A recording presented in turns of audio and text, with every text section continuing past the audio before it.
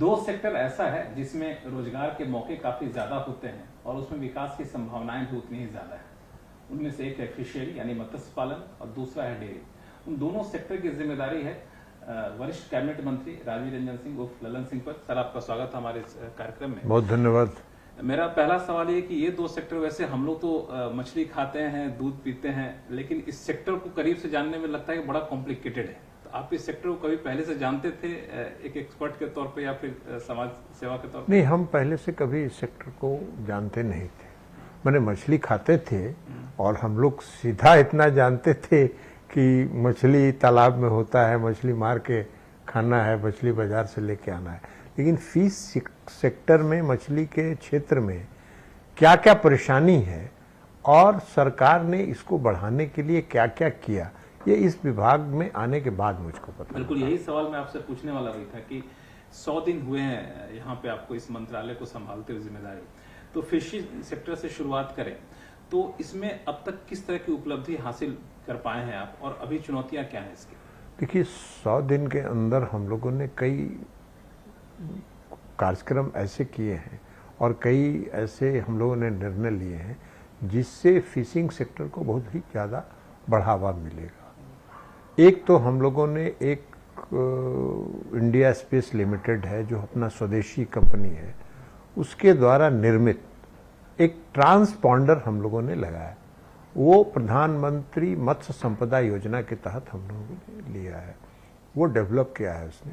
और अभी उसमें लगभग हम लोगों ने 364 करोड़ रुपए के इन्वेस्टमेंट के साथ उसको 1 लाख ट्रांसपॉन्डर अभी हम मछुआरों के बीच बांट रहे हैं।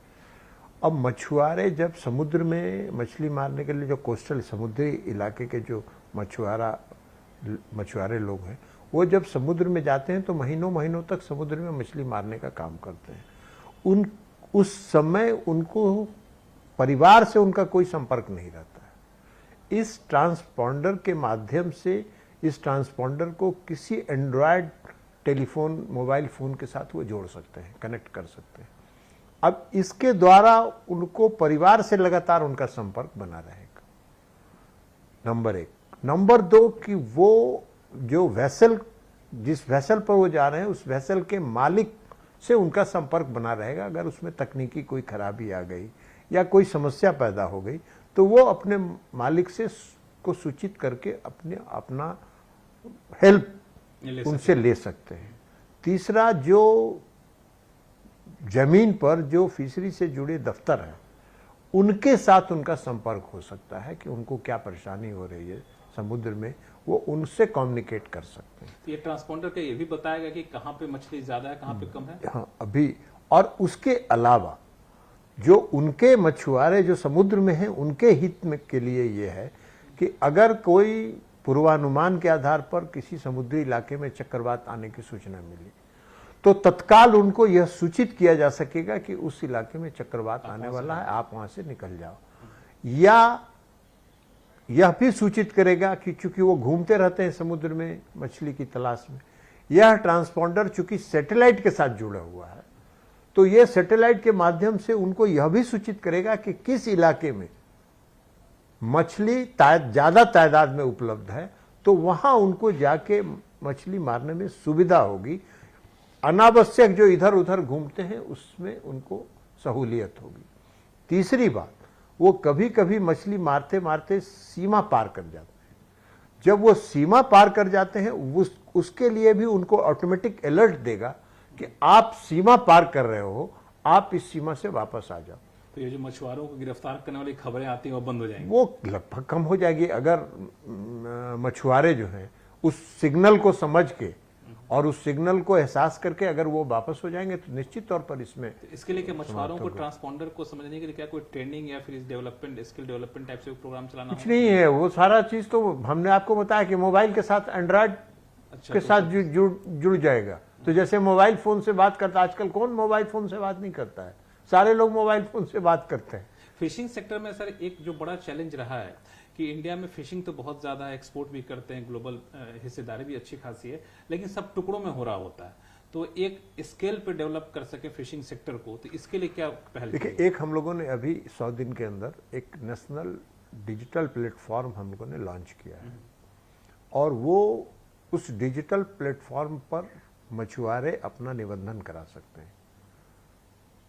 उसके अदर्स जो फिशरी सेक्टर से मत्स्य पालन से जुड़े अदर्स सेक्टर जो हैं वह भी उसमें निबंधित हो सकते हैं। से एक्सपोर्टर्स हैं, मार्केट में जो खरीदार हैं, वो सब भी उसमें रजिस्टर्ड हो सकते हैं। उससे सुविधा क्या होगी कि मछुआरे जब मछली मार के आएंगे तो उनको उस डिजिटल प्लेटफॉर्म के माध्यम से यह सुविधा मिल जाएगी कि हमको किस एक्सपोर्टर के साथ, किस खरीदार के साथ बात करके अपने मछली को बेचना है और उसको उसका लाभ उठाना है। तो ये नेशनल डिजिटल प्लेटफॉर्म हम लोगों ने लॉन्च किया है और इस प्लेटफॉर्म के माध्यम से हम उनको ये सहायता करेंगे। और उसके पीछे हम लोग का उद्देश्य सबसे बड़ा ये है कि जो फिशरी सेक्टर है वो अभी असंगठित क्षेत्र में है, इसके जरिए एकजुट, इसके जरिए हम उनको संगठित क्षेत्र में लाएं, क्योंकि जब तक संगठित क्षेत्र में वो नहीं आएंगे तब तक जितना लाभ सरकार और जितनी योजना है सरकार की उसका लाभ प्रॉपरली वो नहीं उठा पाएंगे। इस प्लेटफॉर्म के बारे में थोड़ा सा आपसे समझना चाहूँ, अगर मैंने सही समझा तो कोई मछुआरा है तो वो अपने आप को रजिस्टर्ड कर लिया उस पोर्टल पे, उसके बाद उसने कितनी मछली मारी, क्या उसका अनुमान है, वो वहां पे डाल सकता है। एक्सपोर्टर जो उससे खरीदना चाहते हैं वो सीधा मछुआरे से कांटेक्ट करके खरीद सकता है। वो सीधे वो उनको प्लेटफॉर्म पर न भी डाले, अगर उस डिजिटल प्लेटफॉर्म पर न भी डाले तो उनको मालूम है कि कौन कौन एक्सपोर्टर्स हैं और उनसे वो संपर्क करके बता सकते हैं कि मेरे पास ये मछली उपलब्ध है, आप इस मछली को खरीदें। तो इसमें क्या ये भी हुआ कि अलग अलग एक्सपोर्टर, जिसको हम बायर मान के चले, अभी अलग अलग रेट कोट करेंगे तो सबको दिख सकेगा, सो दैट कि बेटर प्राइसिंग मिल सके। वो भी उस सिस्टम का पार्ट हो सकता है, क्योंकि मछुआरे को अगर ये पता है तो उनको हायर रेट जहां मिलेगा वह मछली बेचेंगे। इसलिए मैंने पूछा, क्योंकि एक दिक्कत ये होती है वो बात कर सकते हैं उनसे, गुमराह करते वो उनको बात कर सकते हैं कि कौन हमारे पास ये मछली उपलब्ध है, आप कितने दर पर देंगे।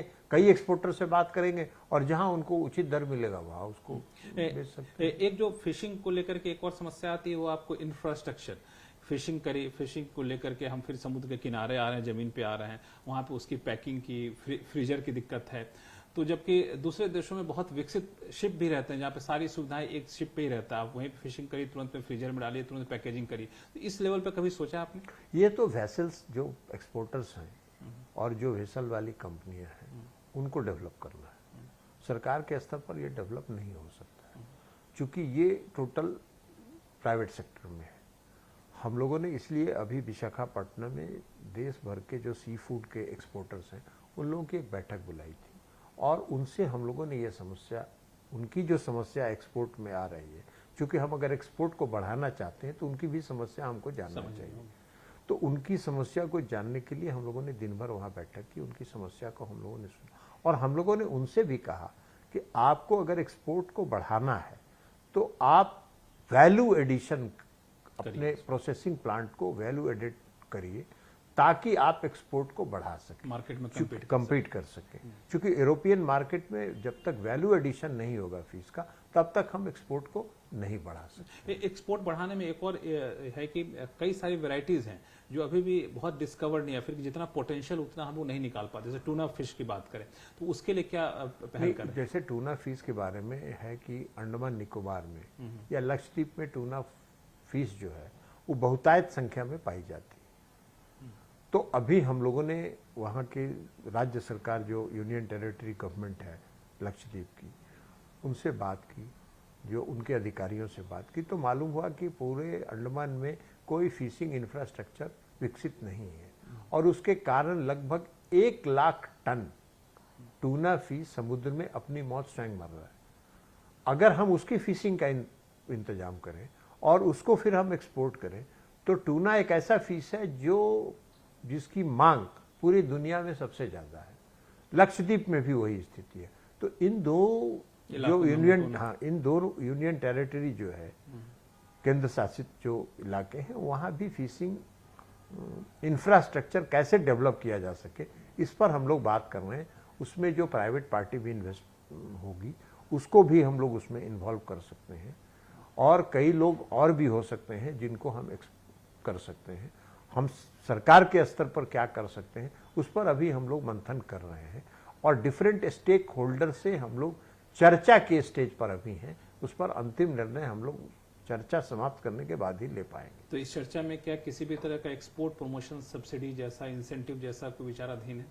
नहीं, एक्सपोर्ट प्रमोशन सब्सिडी तो कुछ होता नहीं है, लेकिन जो नबार्ड की कंपनी है, वो नबार्ड जो है ऐसे लोगों को एक्सपोर्ट को बढ़ाने के लिए, उनके फूड प्रोसेस यदि जो फिश प्रोसेसिंग प्लांट है उनके मॉडर्नाइजेशन के लिए वो फाइनेंस करती है।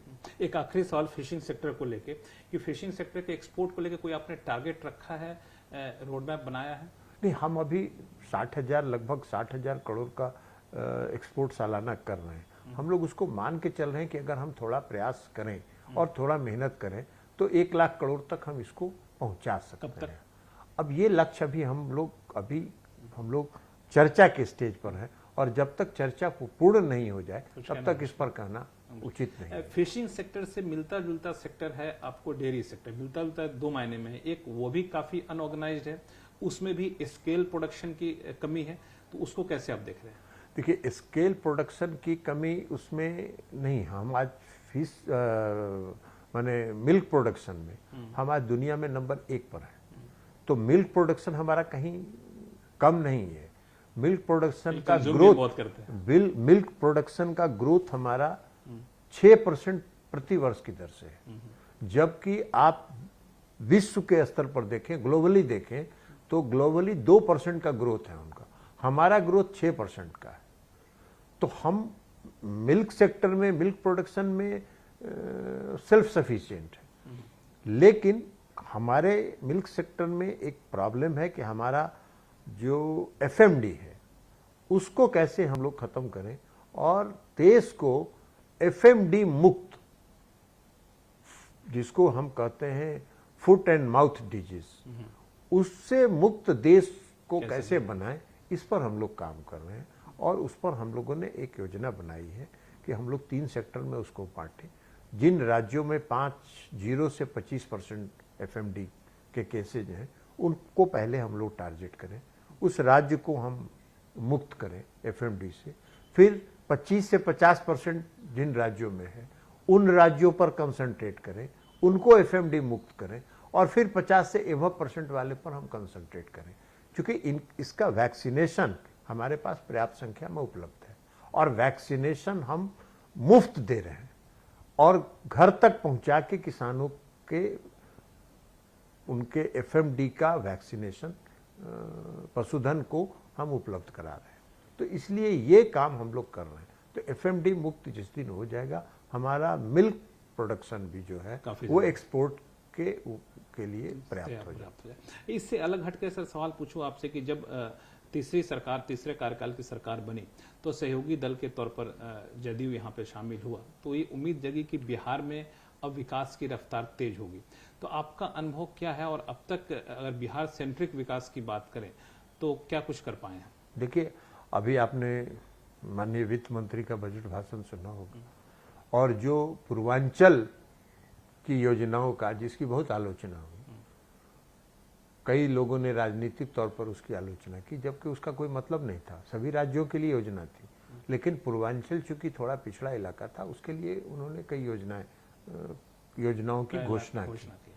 तो घोषणा जो की, उससे हमारा बिहार का जो विकास है वो काफी आगे बढ़ेगा।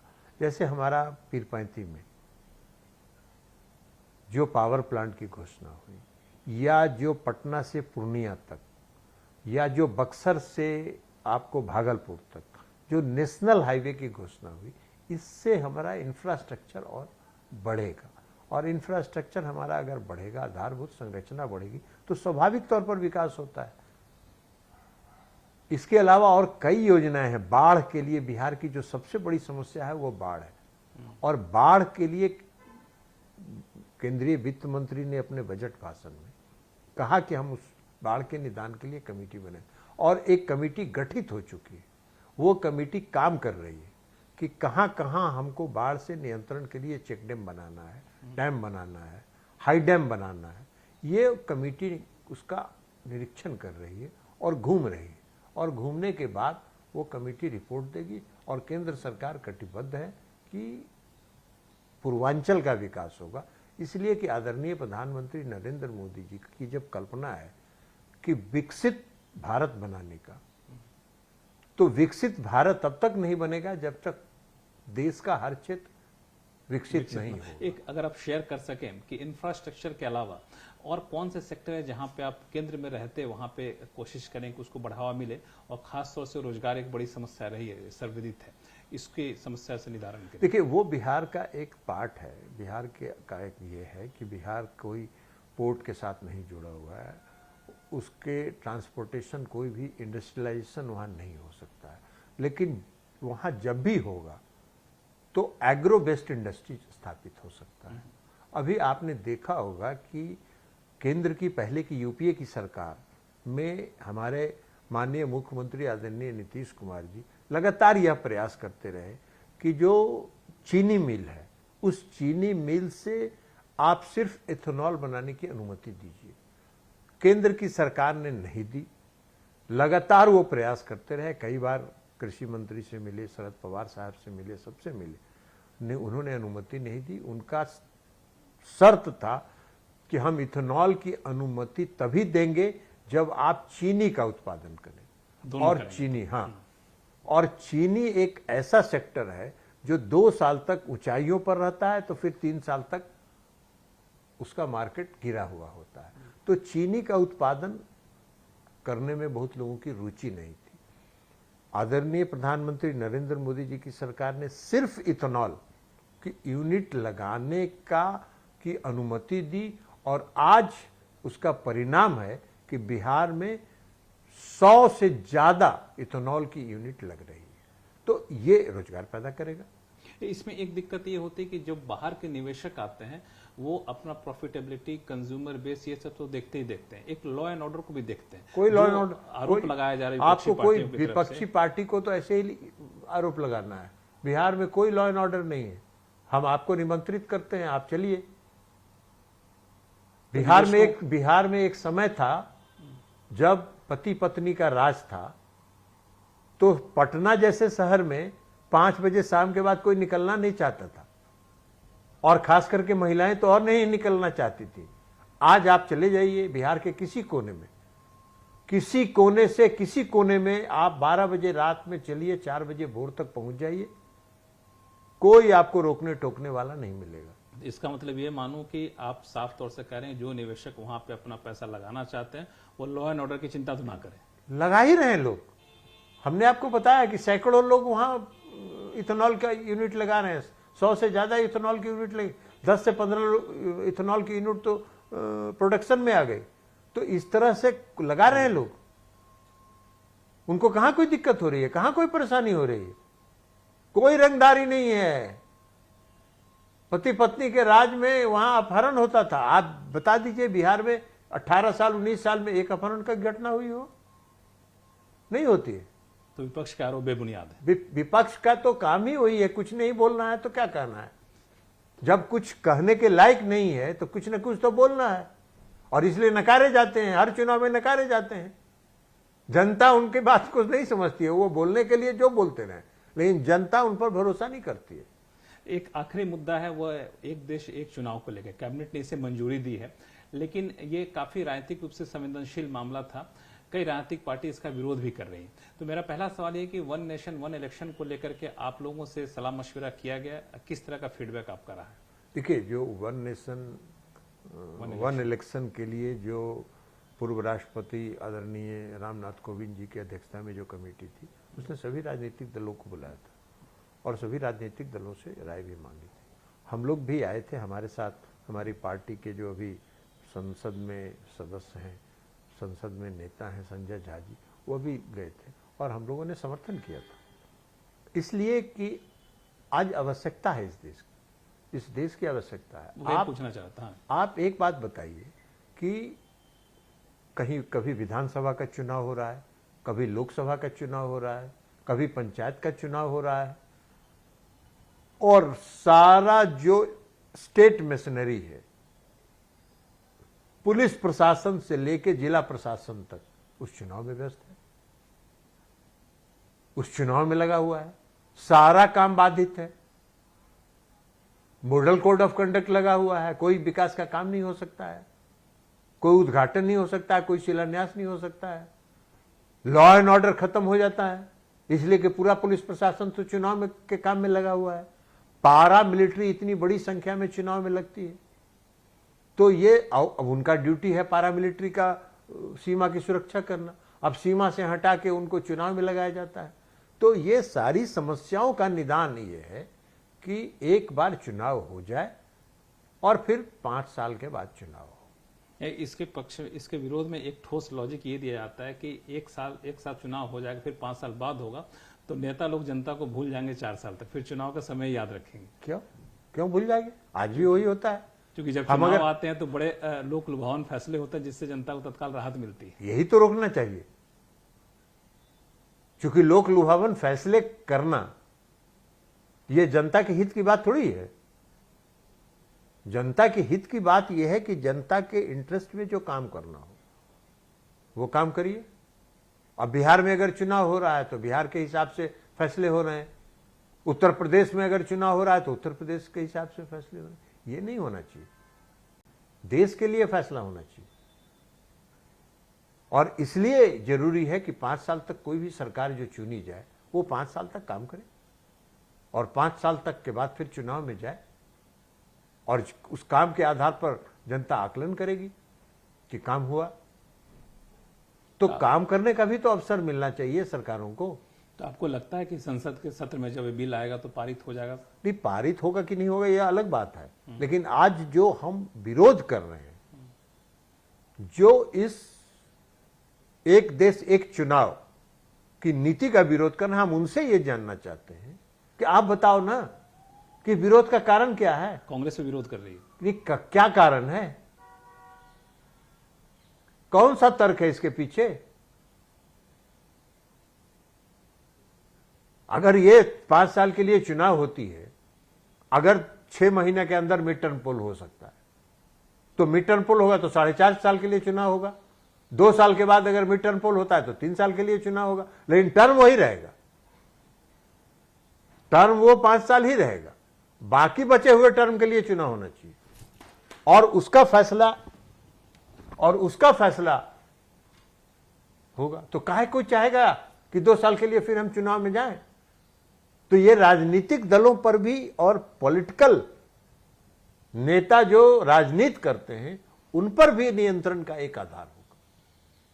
लेकिन लॉजिक उल्टा दिया जाता है कि लॉजिक तो उनको, जब कोई अच्छा काम करे और कोई अच्छा काम, अगर आदरणीय प्रधानमंत्री नरेंद्र मोदी जी ने कोई अच्छा काम किया तो उसके पीछे कुतर्क ही देंगे ना, कोई तर्क तो दे नहीं सकते हैं। तो कुतर्क देना है तो कुछ भी कुतर्क देना है। तो आपके हिसाब से कितना जल्दी इसको लागू कर देना चाहिए? जितना जल्दी से जल्दी, अगले चुनाव के पहले लागू कर देना चाहिए, 2029 में लागू कर देना चाहिए। जिन राज्यों का टर्म बचा हुआ है उन राज्यों का टर्म को पूरा टर्म मान के और उन राज्यों में भी फिर से चुनाव करा देना चाहिए। तो इस राजनीतिक विरोध में कोई दम नहीं है? राजनीतिक विरोध में कोई दम नहीं है, यह सिर्फ राजनीति के लिए एक विरोध किया जा रहा है आपके हिसाब से। और जनता भी त्रस्त हो जाती है।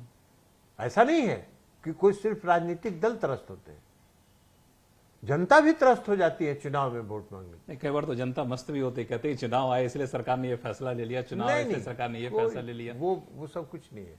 उन जनता में उसका मजाक उड़ाती है, कहती है वो चुनाव आ गया इसीलिए। तो इसलिए ये नहीं, सरकार बने 5 साल के लिए और 5 साल सरकार काम करे। इसके लिए यह आवश्यक है कि एक देश एक चुनाव, और ये होता रहा, पहले भी 1962 तक होता रहा। चलिए सर, बहुत बहुत शुक्रिया हमसे बात करने के, thank you so much sir. बहुत बहुत धन्यवाद।